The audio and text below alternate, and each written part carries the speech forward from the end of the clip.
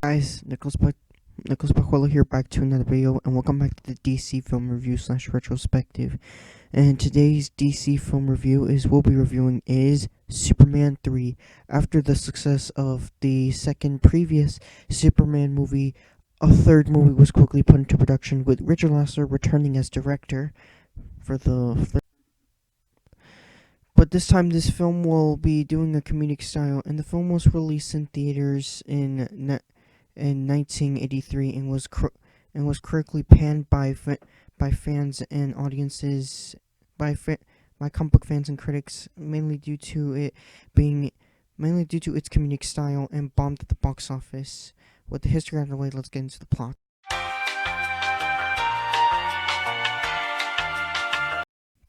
The movie opens up with Gus getting a job and struggling to get a job, played by Richard Pryor, in which he seemed to be struggling getting a job, but then ended up getting a job as a computer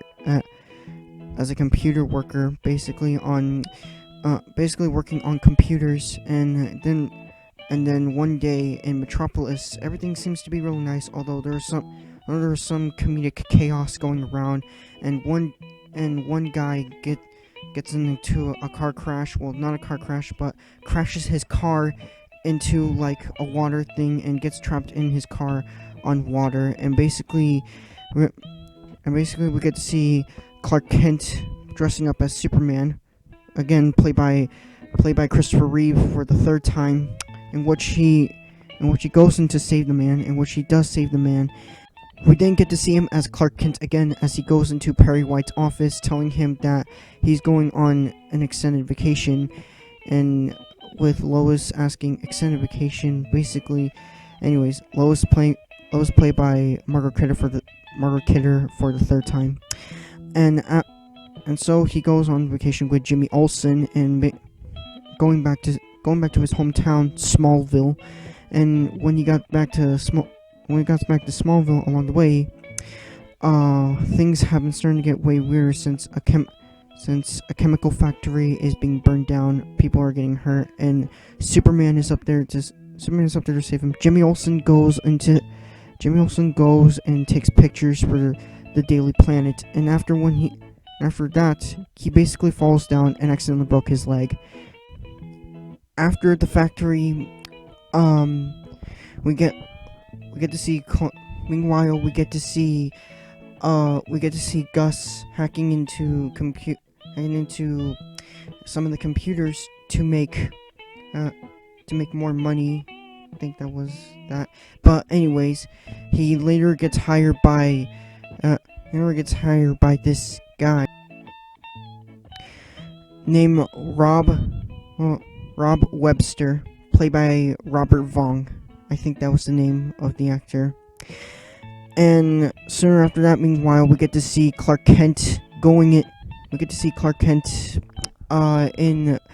Smallville, returning into his high school dance, and he gets to see an old friend of his, Lana Lang, played by Annette O'Toole.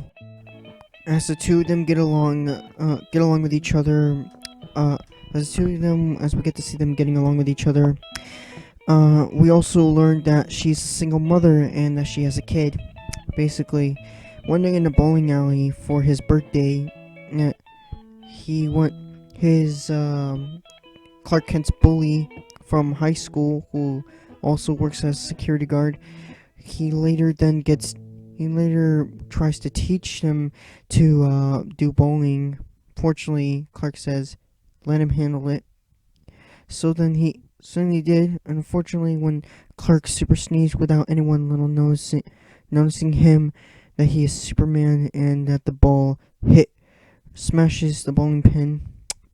And uh, mean- and meanwhile, after this, we get to see Gus hacking into every computers for controlling the weather satellite, of course. Well, he tells Webster that Superman will try to stop him and his plan. Unfortunately, Webster does not. Unfortunately, Webster does not like this, so he needs to find a way how to stop Superman from foiling his plan. So he decided, you know what, I'm gonna kill him with kryptonite, and basically that's what he did when Gus goes into Lana Lang's son's party, where Superman was invited, ba- and basically he gives him the kryptonite, but unfortunately the kryptonite didn't kill him, and he even told Webster that the kryptonite that he gave to Superman didn't kill him, but instead it made him evil, and doing some evil comedian montage, basically like that. And after after this, one day he gets drunk, and later he goes flying off to the junkyard, in which he fights, in which he fights like some kind of which he fights Clark Kent, his normal game personality. Fortunately, Superman Superman is back being to normal and decides to stop Webster from doing what he is doing. Basically, as it goes to stop him, he Webster decides to use like this Atari system and decides to hack into the biggest satellite ever to control more of the weather satellite. And basically, yeah, that's what happened. And more of this comedic fight. When the comedic fight goes, Webster's sister turns into a cyborg, and for an extended fight, and starts to attack Superman. Superman then stops her, and later she turns back to normal. And as he gets them out, and as he gets them out, he later then gets Gus out, and decides to offer him a job at the junkyard, basically, where he finds like this diamond crystal, basically. And after that, he gets to see Lana Lang again, and Clark's bully then later again to revival, as he thought that he was wedding a proposed. Unfortunately, the bully misses the punch, and later he gets to slip. After that, he becomes Superman again, smiling to the camera, going up to outer space, smiling to the camera as credits roll.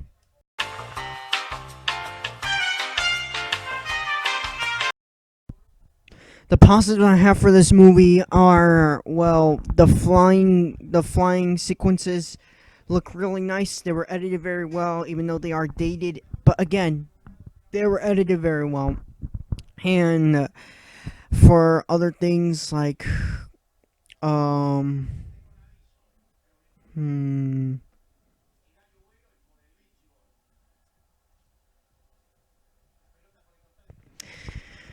uh, for other things like for Christopher Reeve and Margaret Kidder's acting was pretty amazing as well. And plus, I really like for the subplots where we get to see Clark Kent returning back to Smallville, and of course reuniting with his high school friend Lana Lang, and like being a father figure um to his uh being like a father figure to his friend's son, and that and like after when he rescued him, and he invited him to his birthday and all that, before Gus gives him the kryptonite that turns him evil. And with Richard Pryor's acting, I thought his acting was pretty amazing, and his comedic style does kind of make me laugh in some scenes, like where he explains of Superman and how he's gonna stop like this plan and all that, and basically like skiing and of course falling down the rooftop, but then he lands safely in a comedic style way, and basically some of his comedic parts. And he's a really great comedian and all that, and is a great actor. But I'm not familiar with him, although I was familiar with him in this movie. But that's all I got for positives, not for the negatives.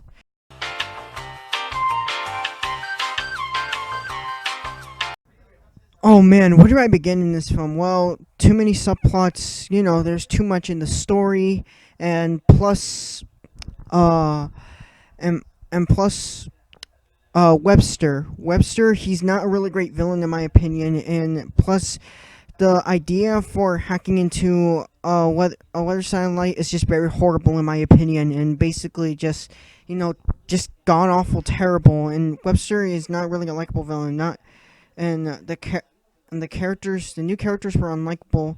Meanwhile, the other characters were seemed to be likable, like Clark Kent himself, Lana Lang, Lois, and Jimmy Olsen, and Perry White, and of course Gus.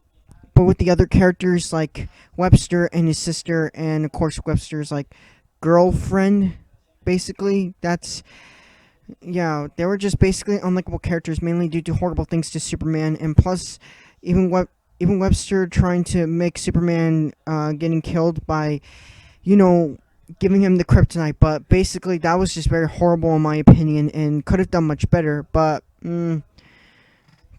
they could have done much better with the story, and could have used villains from the comics instead of using Webster. But they decided to use Webster anyways. And plus, with the comedic style, I understand that was very horrible. And yes, I do agree. The comedic style was very horrible. But nowadays, we got superhero comedies these days. I do like superhero comedies, but, I watch some superhero TV shows mainly because of due to themselves taking itself very seriously. And basically, yeah. Nowadays, we have superhero comedies that are really good, and basically, yeah. In the old days, we have superhero comedies that were very bad, like this movie, since the comedy in this style doesn't work really well. The comedy could have done much better, but, it could have worked very well, or they could have just taken out the comedy, and basically, yeah. Plus, with the fight scene between the robot was just quickly rushed and was just only there just to fight Superman, which I gotta admit, some of the battle scenes were really amazing, and the fight choreography was amazing. But anyways, it's just that this film was just terrible. At least the story was terrible, and plus, the story was the worst. This movie is not terrible to say the least. But anyways, plus with Richard Lester, I thought he takes the director's chair for directing Superman very seriously. Instead, he decides to only direct Superman 3 just so that he can get his paycheck. Like, seriously, I'm not joking. He said that the film was just only a job for him, and that he was just only making the film just for a paycheck. That's all he was trying to do. Wow.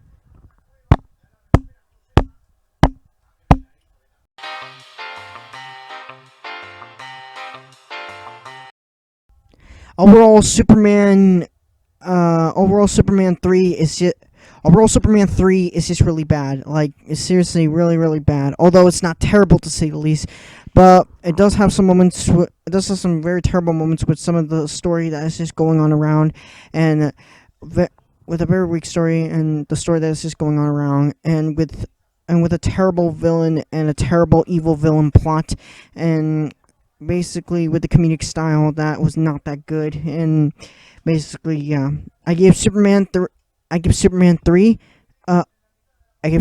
2 stars and a skip it recommendation. So that's basically Superman 3. So what do you guys think about it? Leave your guys thoughts in the comments down below. Also, I'll